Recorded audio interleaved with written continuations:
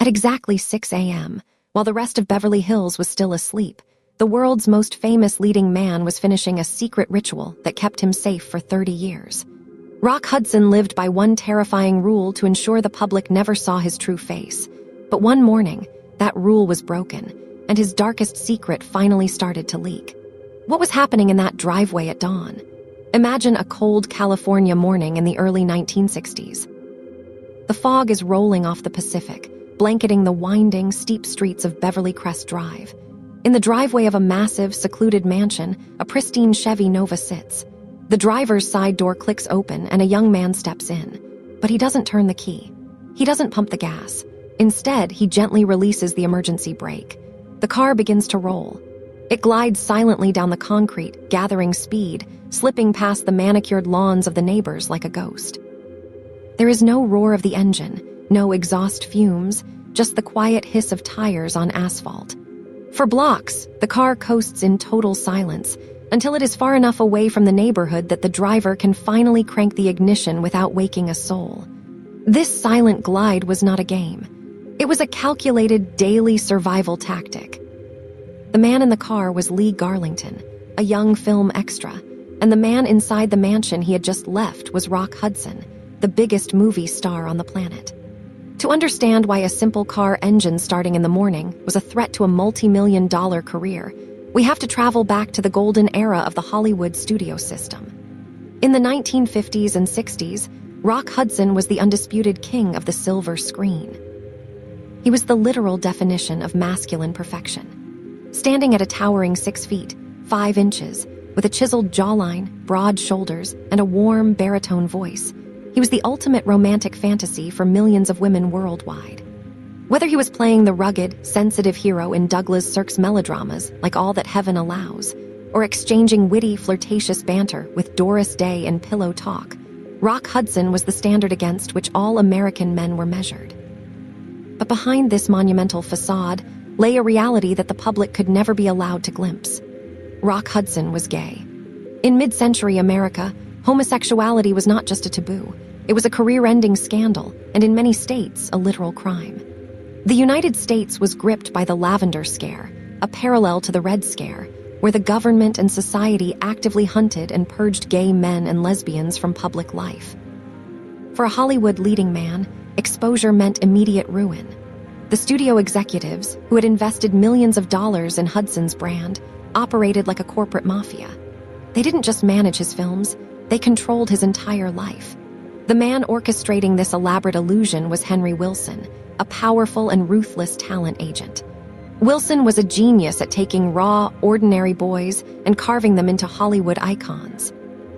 He was the one who took a shy, clumsy truck driver named Roy Harold Scherer, Jr., taught him how to walk, how to speak, capped his teeth, and gave him the ultra-masculine name of Rock Hudson. But Wilson's mentorship came with a heavy price, absolute obedience to the rule of the closet.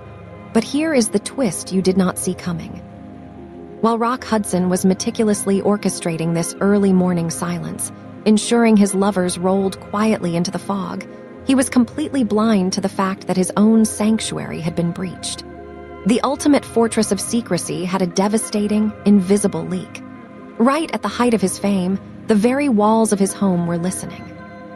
His own wife, Phyllis Gates, whom he had married in a desperate bid to convince the world he was straight, had secretly hired Fred Atesh, Hollywood's most notorious and ruthless private detective, to bug their house.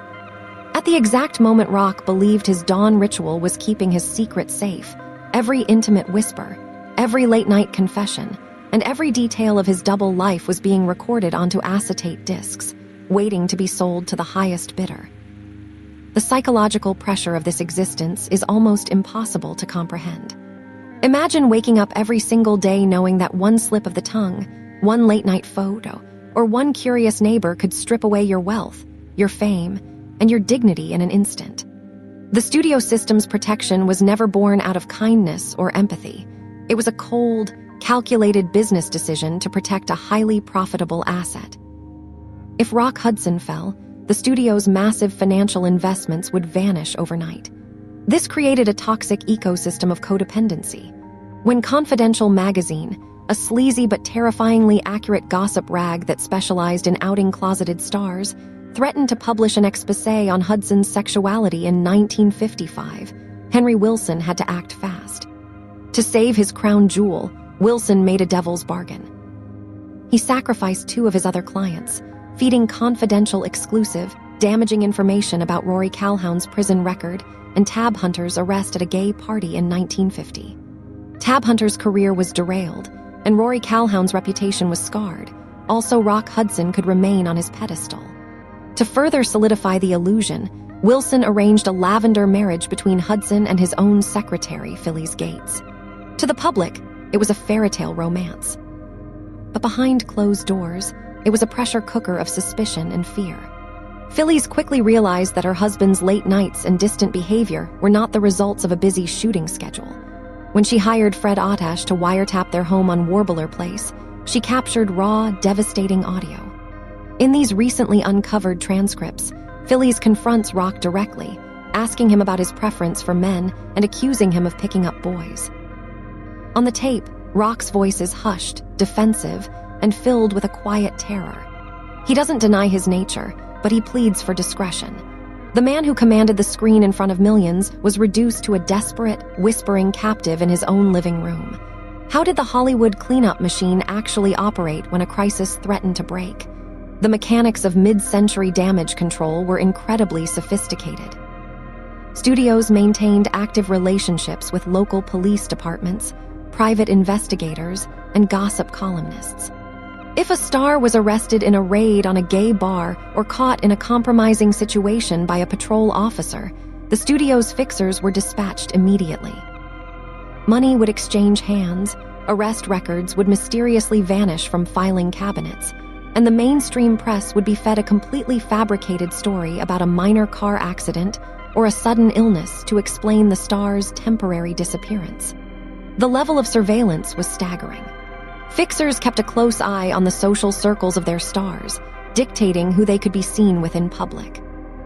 Rock Hudson was forced to go to movie premieres accompanied by beautiful starlets, smiling for the cameras, while his actual romantic partners had to watch from the sidelines or pose as the dates of other people. But the toll of maintaining this split-screen existence was devastatingly high. It manifested in physical and psychological trauma. Actress Leslie Caron, who co-starred with Rock, later wrote in her memoirs about the shocking level of anxiety she witnessed on set. She recalled that Rock was so constantly terrified of being exposed, so nervous about slipping out of the celluloid closet, that he developed a nervous habit of rubbing his fingernails to a pulp. His fingers were constantly raw and bleeding, a silent, painful manifestation of the absolute terror that gripped him every single day. He had to be perfect. He had to be the fantasy. And any crack in that armor could mean the end of everything. The fragile nature of Rock's secret was put to the test in 1971, when a harmless, private joke between friends spiraled into one of the most destructive rumors in Hollywood history. A whisper began to circulate that Rock Hudson had secretly married his close friend, the beloved television star Jim Nabors, who was famous for playing Gomer Pyle. In 1971, gay marriage was not only illegal, it was practically science fiction in the minds of the general public. Yet the rumor spread like wildfire, moving through word of mouth, radio broadcasts, and eventually finding its way into print. Even though there was zero truth to the marriage story, and the two were simply close friends, the backlash was swift and brutal. The rumor nearly destroyed both of their careers in an instant. Because of the intense public scrutiny, Rock and Jim had to make the painful decision to completely cut ties and end their friendship, showing just how easily the carefully constructed illusion could shatter under the weight of public hysteria. But the most tragic and historic case study of Rock Hudson's double life came in the 1980s. For decades, Rock had survived the studio system, the gossip columnists, and the wiretaps. But he could not survive the quiet, deadly emergence of a new global pandemic. In 1984, while guest starring on the hit primetime soap opera Dynasty, Rock was diagnosed with HIV. At the time, the disease was heavily stigmatized, ignored by political leaders, and viewed with horror by the public.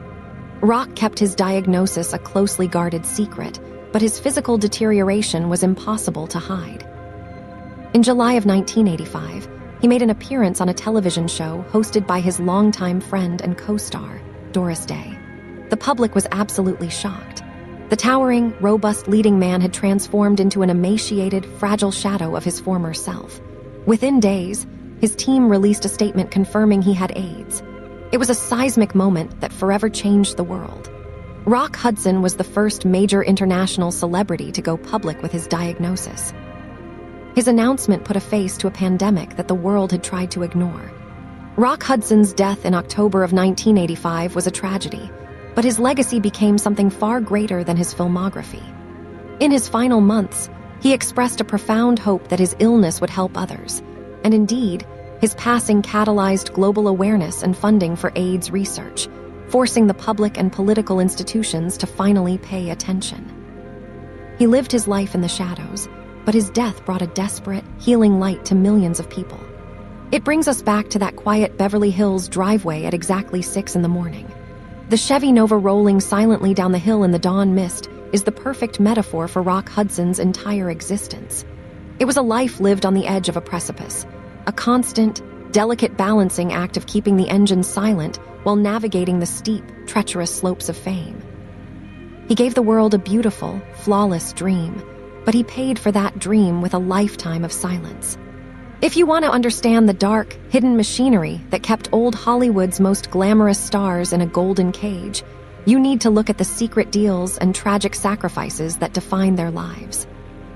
If you think Rock Hudson's double life was a harrowing tightrope walk, wait until you hear about the secret agreement that kept James Dean's final, chaotic weeks hidden from the press, and the shocking truth of what really happened on that dark California highway.